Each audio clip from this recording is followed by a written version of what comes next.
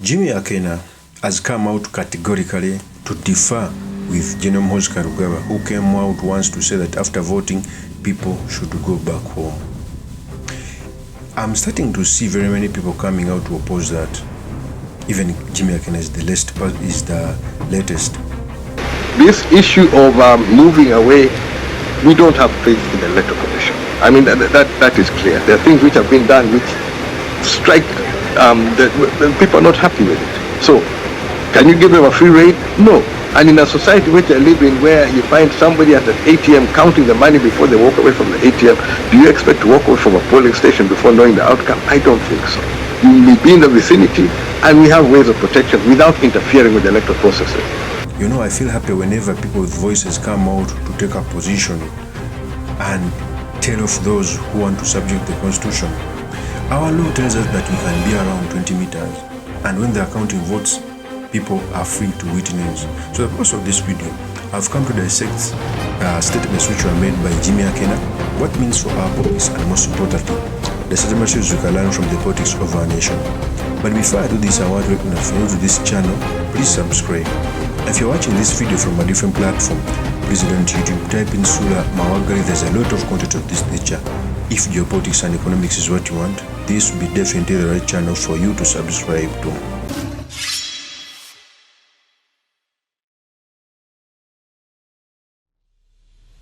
We appeal to citizens to cast their votes peacefully and go home, not to hang around the polling stations.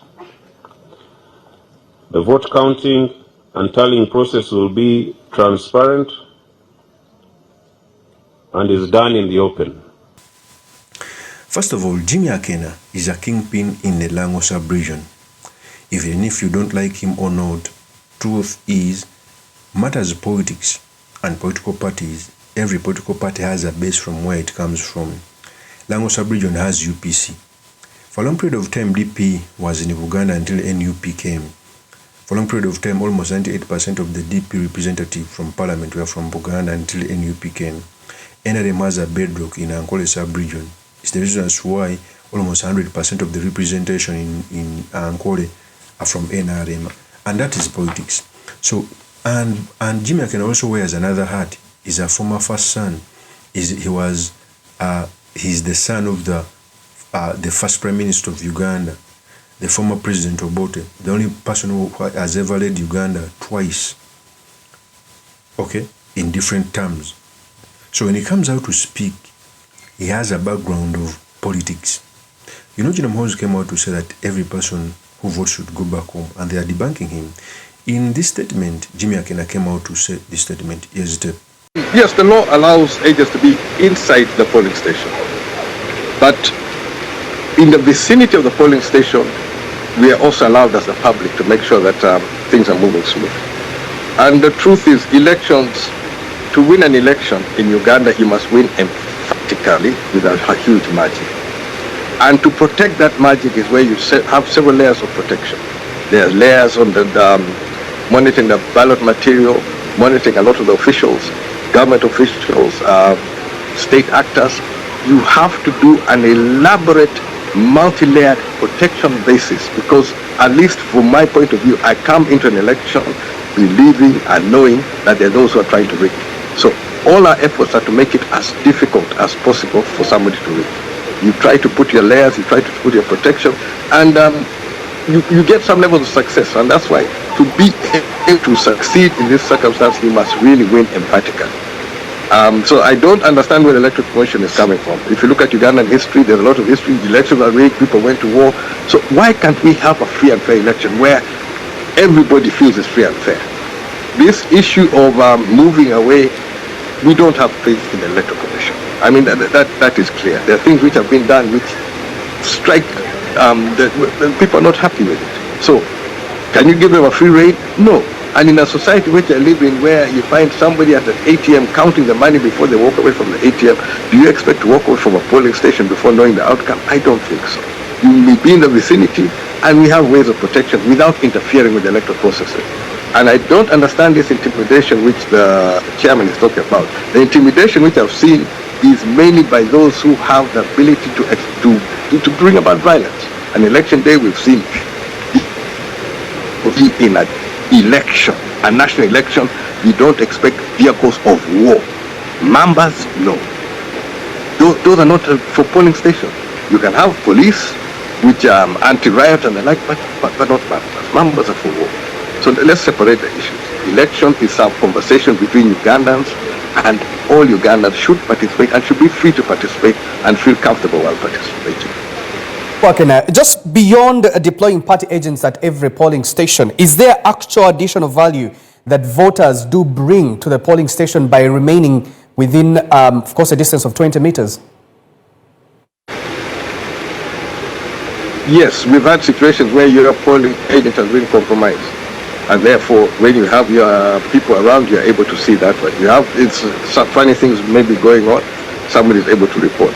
So, at least in my case, I stagger the leadership to vote at different times. I make sure that at opening a polling station, we are well represented, and throughout the course of the day, we try to have your presence at all matters. But you're not limited to the polling station. There are matters which happen outside the polling station. If you recall, YAM, during the by-election, they started by attacking our agents the night before. Then the police arrested our motorcycles, which are supposed to follow the voting material from the Electoral Commission to the polling stations. So at that stage, we lost sight of a lot of the voting material, which later appeared at the polling station being stuffed by somebody claiming to be a sergeant. And later on, I think the media captured my clash with Tango Doi when we had that issue where they had stuffed over 300 ballots in one polling station. So the vigilance is extreme. You must be on top of everything that's taking place. It's not a normal election. I mean, there are places where somebody goes, votes, and is comfortable wait at home to find the final result. In the case of Ugandan elections, at least in my experience, you must be vigilant. Victories are not given. You must make sure that you fight for your victory and you hold on to it, because it can even be stolen at the last moment, even at the tally center. That is Jimmy Akena. First of all, Jimmy Akena also wanted to run as president. He was blocked, of course, for obvious reasons. In our authoritarian, everything is possible. For us to deny Genome 750 plus one vote, we need to have a powerhouse in Lango sub-region. And I will keep on saying this forever. I wish Jimmy Akena Bobi Wine had some memoranda where, for example, where NUP doesn't have candidates in the Lango sub-region, we would go and support the UPC candidates in Lango sub-region. Or where he has little chances of winning Lango sub-region, we would go and campaign for a candidate of UPC. In the last election, by the way, UPC got a sizable representation in the Lango sub-region. It is the truth. But the vote on the presidential level was taken by General Kaguta Museveni. Do you know why? Because there were no Ahuru and the opposition to swing the vote. You cannot tell me that people vote for General Kaguta Museveni and parliamentary level they vote for opposition candidates.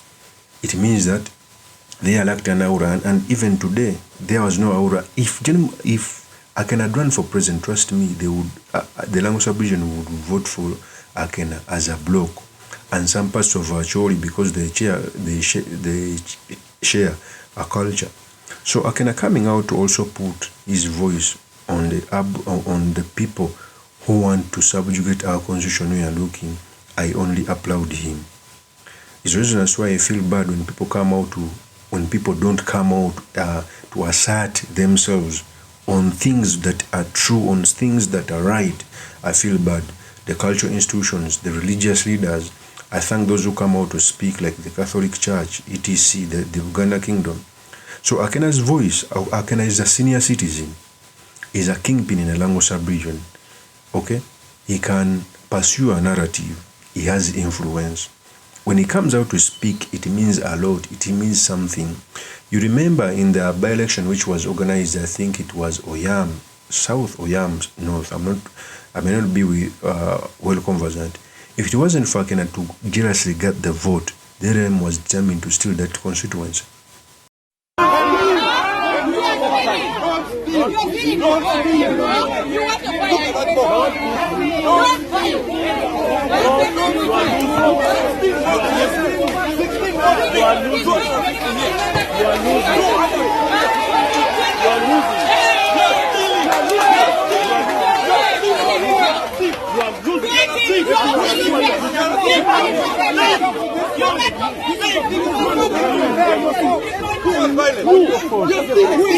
Every campaign rally, don't let us start again. You're rigging now. You're rigging. Let's vote again. You're rigging. Let's vote Zero. Let's start. Let's start. Start. Let's start at 0. Zero. You are rigging. Let us start You're at 0. stealing a vote. That is unfair. You can't win when you steal. Let's start at 0. Give you protect to mobilize the event. Let's start at 0. No, we are just bringing the bottom Let's start at 0. I told you. I told you I want a clean election. Now you're stealing. Let us start at 0. Are you not going to be rigged? Let them bring and we vote.